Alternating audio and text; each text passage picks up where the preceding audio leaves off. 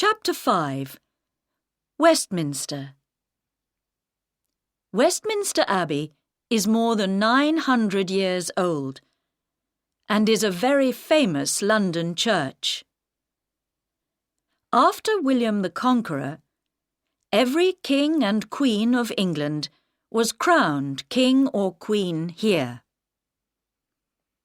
The Houses of Parliament are near Westminster Abbey. This is the home of the British government. The clock high up on the building is called Big Ben. The Prime Minister, the head of the British government, lives at 10 Downing Street. Walk along Parliament Street to Whitehall, past the government buildings, and you can see the little street on your left. Parks and gardens. When you are tired of looking at buildings, you can sit or walk in one of London's beautiful parks. Hyde Park has a lake in the middle called the Serpentine, and you can take a boat out on the water. It is a good place to get away from the crowds and the noise of the city. You can listen to the speakers at Speaker's Corner near Marble Arch. People from all over the world come and speak here. You can ask a speaker some difficult questions if you like, or you can stand on a box and speak to some of the listeners. Kensington Gardens is next to Hyde Park. Here you can see the statue of Peter Pan, the famous boy in the children's story Peter Pan by J.M. Barrie. Regent's Park is the home of London Zoo. The zoo has thousands of birds and animals from all over the world. There is also a theatre in the park. On a summer's evening, you can sit out under the night sky and watch a play by William Shakespeare, England's most famous writer. St. James's Park is next to the Mall. It is smaller, but many people think it is more beautiful.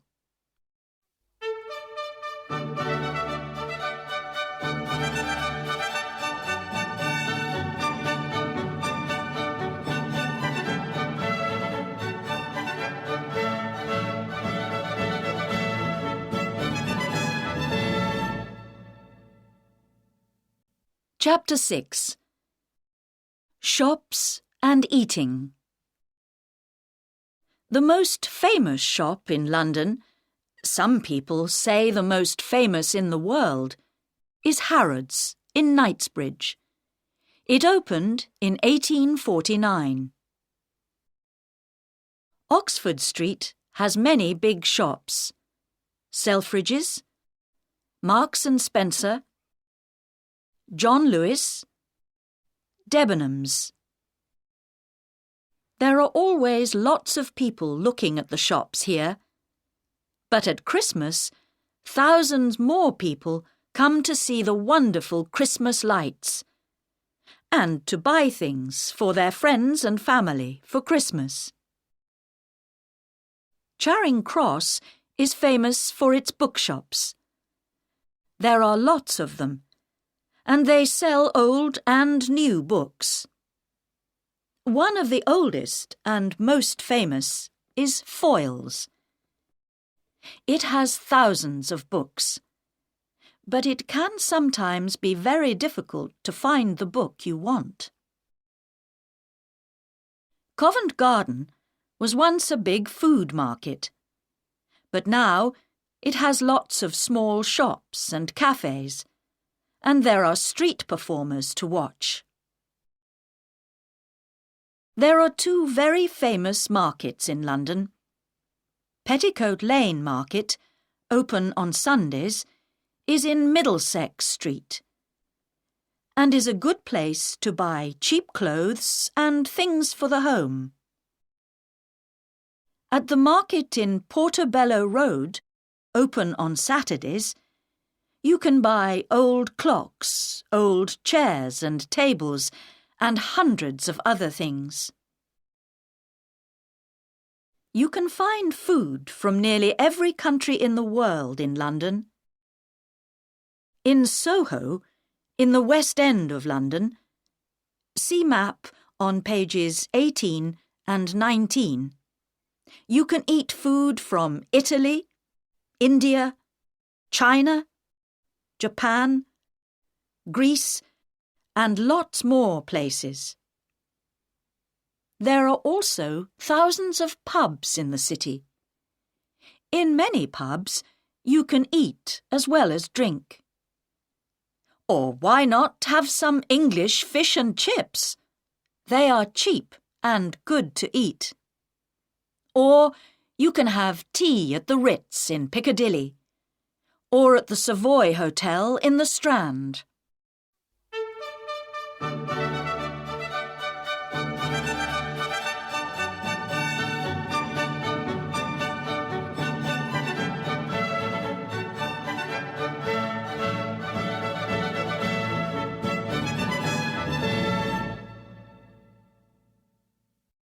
Chapter 7.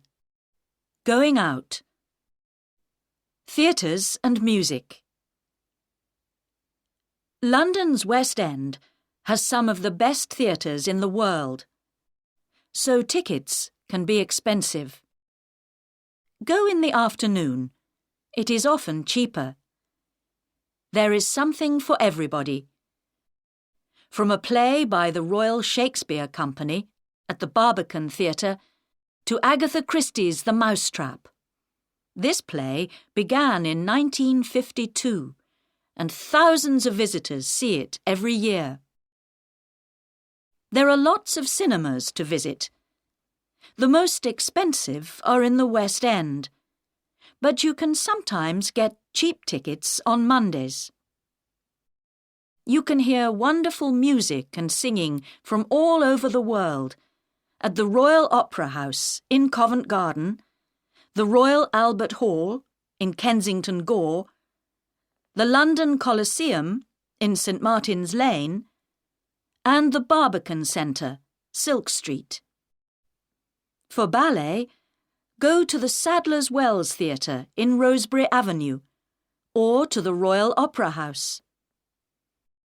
To get cheap tickets, buy them an hour or two before it begins. Do you like to listen to jazz musicians? You can hear some of the best at Ronnie Scott's Club in Frith Street, or at the Bull's Head Barns at Barnes Bridge, or at 100 Club at 100 Oxford Street. Sport. Some of the most famous English football clubs are in London. You can see Arsenal play at Arsenal Stadium, Avenel Road, N5. Chelsea play at Stamford Bridge, Fulham Road, SW6. And Tottenham Hotspur play at White Hart Lane, High Road, N17. To watch the very English game of cricket, go to Lord's Cricket Ground in St John's Wood, NW8. This is the home of cricket for most English people.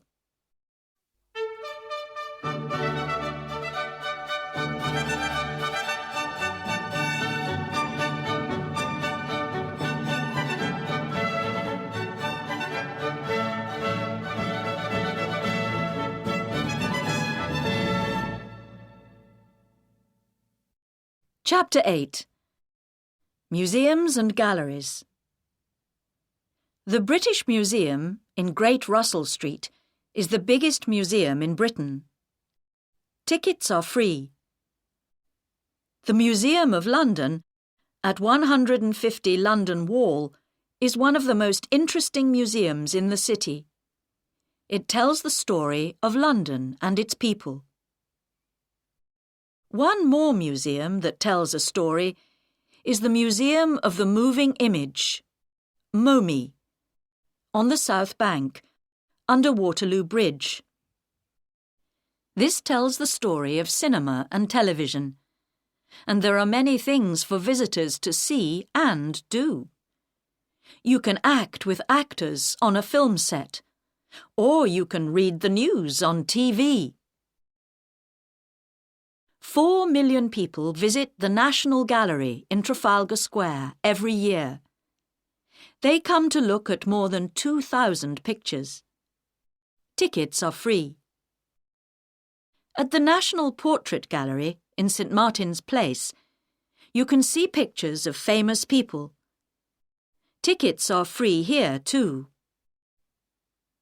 The London Dungeon in Tooley Street is a museum of horror.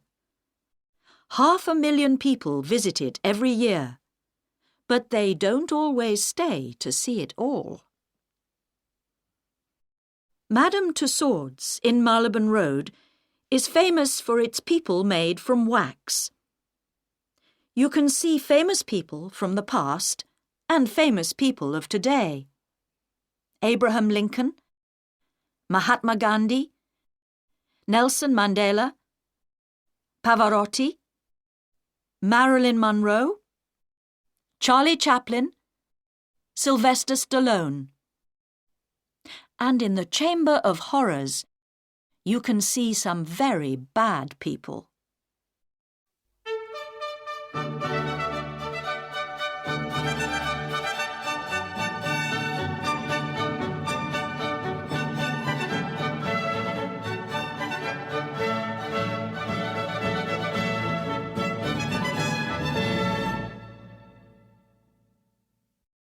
Chapter 9. Places and Parades. The City. Londoners often talk about the city. See map on pages 18 and 19. They are talking about the oldest part of London, the home of the Bank of England, and many other big offices. About 5,000 people live in the city, and at weekends it feels empty. But between Monday and Friday, nearly 500,000 people come here to work in the banks and offices. Look for the city men with their dark suits and umbrellas. St Paul's Cathedral is in the middle of the city, and the Bank of England has an interesting museum that you can visit. Also in the city is a very tall building, 60.6 metres high, called the Monument. Christopher Wren built this too, and it stands on the place where the Fire of London began in 1666. Some interesting and exciting days. Every year, on a Saturday morning in June, Foot Guards and Horse Guards have a parade for the Queen. This is called Trooping the Colour. The colour is the flag that the soldiers carry. Thousands of people stand in the Mall to see the Queen and the soldiers go past. The exciting Notting Hill Carnival is on the last Sunday and Monday in August. There are 2 wonderful parades to watch, one on Sunday and one on Monday.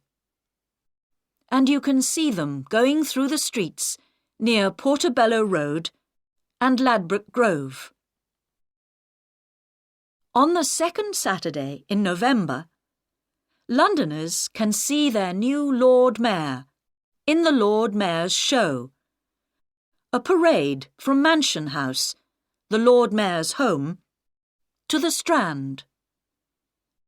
The Lord Mayor is the most important person in the city after the Queen. The first mayor of London was Henry Fitzalan in 1189. They were not called Lord Mayors until the time of King Henry VIII.